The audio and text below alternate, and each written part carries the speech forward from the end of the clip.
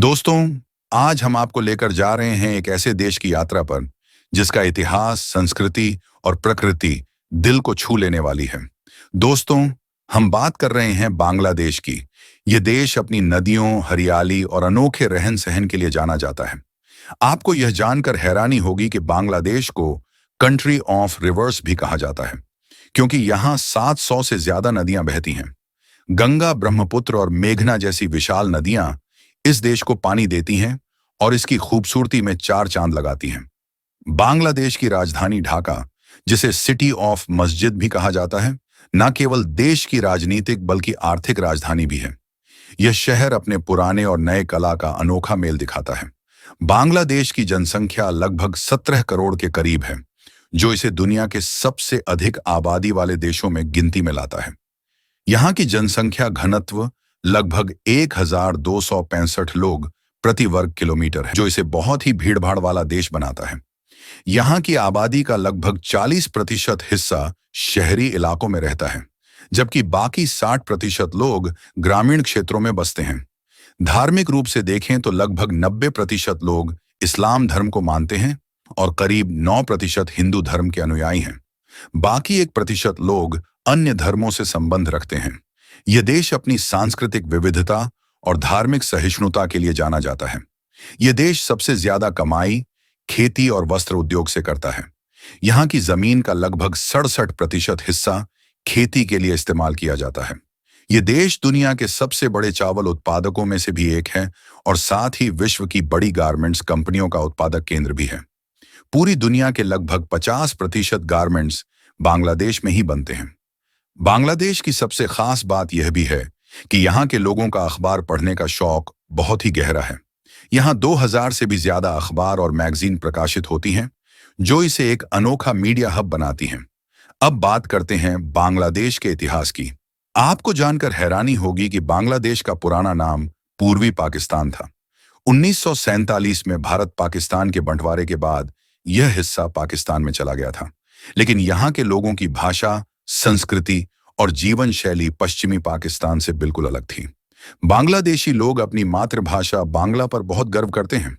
1952 में भाषा आंदोलन शुरू हुआ, जिसमें बांग्लादेशी युवाओं ने बांग्ला को पाकिस्तान की आधिकारिक भाषा बनाने के लिए संघर्ष किया। यह आंदोलन इतना शक्तिशाली था कि आखिरकार बांग्लादेश को भारत की मदद से आजादी मिल ही गई।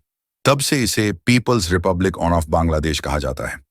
इसके इतिहास में एक बहुत ही बड़ी घटना हुई थी, जिसने इस देश की पहचान ही बदल दी।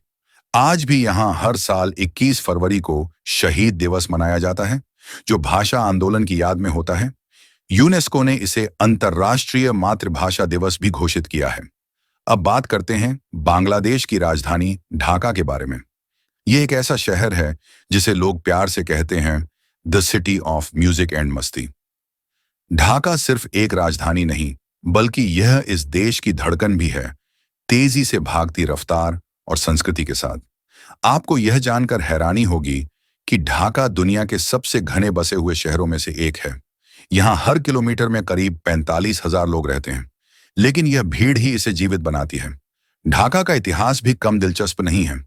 17वीं सदी में मुगल साम्राज्य ने इसे जहांगीर नगर के नाम से बसाया था। यह अपनी मुस्लिम कारीगरी और रेशमी कपड़ों के लिए जाना जाता था। यहाँ का मेघना बाजार, न्यू मार्केट और घनघोर ट्रैफिक इस शहर की आज पहचान बन चुके हैं। सबसे मजेदार बात यह है कि यहाँ दुनिया के सबसे ज्यादा रिक्शे चलते हैं, लगभग 20 लाख से भी ज्यादा। इसीलिए इसे रिक्शा की राजधानी भी कहा जाता है। ढाका वो शहर है जहाँ हर कोना एक कहानी सुनाता है और हर गली में आपको मिलेगा इतिहास का स्वाद, खाने का स्वाद, संगीत की आवाज और जिंदा दिल्ली का तड़का। जैसे कि हमने पहले बताया, इस्लाम यहाँ का मुख्य धर्म है और इसीलिए आपको हर कोने में मस्जिदें दिखेंगी। ढाका को ही सिटी ऑफ मस्जिद कहा जाता है, क्योंकि यहाँ कई पुरानी और खूबसूरत मस्जिदें मौजूद हैं, जिसमें बड़गांव की कुरान मकाना और लाल बाग किला की मस्जिद शामिल है। साथ ही हिंदू मंदिर और बौद्ध स्तूप भी यहाँ मौजूद हैं। बांग्लादेशी संस्कृति में संगीत, नृत्य और लोक कथाएं बहुत ही महत्वपूर्ण हैं। देश के लोक संगीत में भाटियाली, नदी के किनारे गाए जाने वाले गीत बहुत ही लोकप्रिय हैं। बांग्लादेशी लोग अपने त्योहारों को बड़े ही मौज मस्ती से मनाते हैं, जैसे कि ईद, दिवाली, पूजा पंडाल उत्सव और वैशाखी, जो बांग्लादेश का नया साल है। बांग्लादेश की भूगोल और प्राकृतिक सुंदरता की बात करें तो यह देश सच में प्रकृति का तोहफा है। यहाँ की नदियां, घने जंगल, हरियाली और समुद्री तट पर्यटकों के लिए बहुत ही आकर्षक हैं। सबसे बड़ी नदियां हैं गंगा, ब्रह्मपुत्र और मेघना, जो देश की जीवन धारा को चलाती हैं। इसके कारण बांग्लादेश में हर साल मानसून के मौसम में बाढ़ आना आम बात है, जो देश की खेती और लोगों के जीवन पर असर डालती है। लेकिन इन्हीं नदियों की वजह से यह देश खेती कर पाता है। बांग्लादेश में सुंदरबन नाम का विश्व प्रसिद्ध मैंग्रोव जंगल है, जो यूनेस्को की विश्व धरोहर स्थल भी है। यह जंगल रॉयल बंगाल टाइगर का घर है। सुंदरबन का लगभग 40% हिस्सा हमारे देश भारत में और बाकी बांग्लादेश में है। यह जंगल अपनी जैव विविधता के लिए जाना जाता है, जहां दुर्लभ प्रजातियां और हजारों पक्षी रहते हैं। अब बात करते हैं बांग्लादेश के टूरिस्ट स्पॉट्स की। सबसे पहले हम बात करेंगे रांगामाटी की। यह हिल स्टेशन और झीलों से घिरा एक खूबसूरत शहर है, जो पर्यटकों के लिए स्वर्ग समान है। यहाँ की झीलें और हरे भरे पहाड़ बहुत ही मन को भाते हैं। रांगामाटी में आप बोटिंग, हाइकिंग और ट्रैकिंग का मजा ले सकते हैं। यहाँ की आदिवासी संस्कृति भी देखने लायक है, जो देश के बाकी हिस्सों से बहुत ही अलग और दिलचस्प है। दूसरा प्रमुख पर्यटन स्थल है कुरुक्षेत्र रेगिस्तान, जो बांग्लादेश का एक अनोखा प्राकृतिक चमत्कार है। यहाँ रेगिस्तान के बीच में पहाड़ और झरने आपको असाधारण दृश्य दिखाएंगे। कुरुक्षेत्र की शांति और प्राकृतिक सुंदरता सैलानियों को बहुत आकर्षित करती है। दोस्तों, ये दोनों ही जगहें आपको बांग्लादेश की पारंपरिक और प्राकृतिक रंगों का अनुभव कराएंगी। बांग्लादेश की अर्थव्यवस्था की बात करें तो यह देश खेती और वस्त्र उद्योग पर निर्भर है। यहाँ की खेती मुख्य रूप से चावल, गन्ना, कपास और चाय पर आधारित है। यह देश विश्व का चौथा सबसे बड़ा चाय उत्पादक भी है। देश की गारमेंट इंडस्ट्री दुनिया में अपनी खास जगह रखती है। यहाँ की वस्त्र उत्पादन क्षमता विश्व में 50% के करीब है। ये कपड़े पूरी दुनिया में एक्सपोर्ट किए जाते हैं।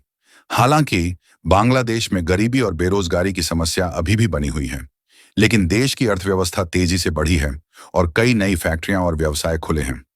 बांग्लादेश में महिलाओं की स्थिति पर भी बात करना जरूरी है। यहाँ बाल विवाह की समस्या बहुत गंभीर है। नाइजीरिया के बाद बांग्लादेश में बाल विवाह के मामले दूसरे नंबर पर आते हैं।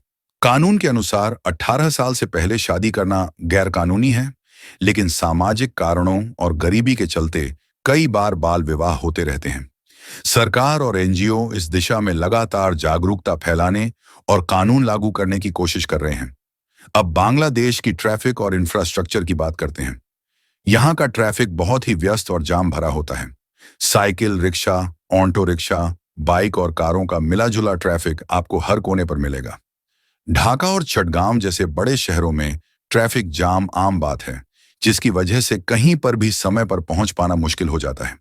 इसके बावजूद यहाँ की लोकल बसें और ट्रेनें आपको शहर के बीचों बीच यात्रा करने और रास्ते का विकल्प देती हैं।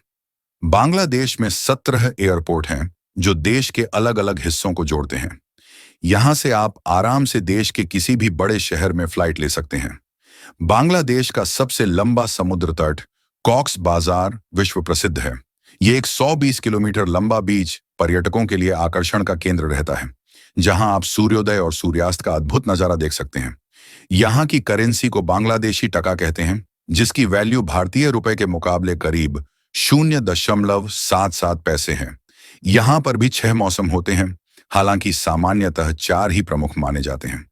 तो दोस्तों, अगर आपको बांग्लादेश की यह वीडियो अच्छी लगी, हमारी मेहनत और जानकारी पसंद आई, तो इसे एक लाइक दें, शेयर करें और चैनल को सब्सक्राइब कर बेल आइकन जरूर दबाएं, ताकि आने वाली नई वीडियो आपसे मिस न हो।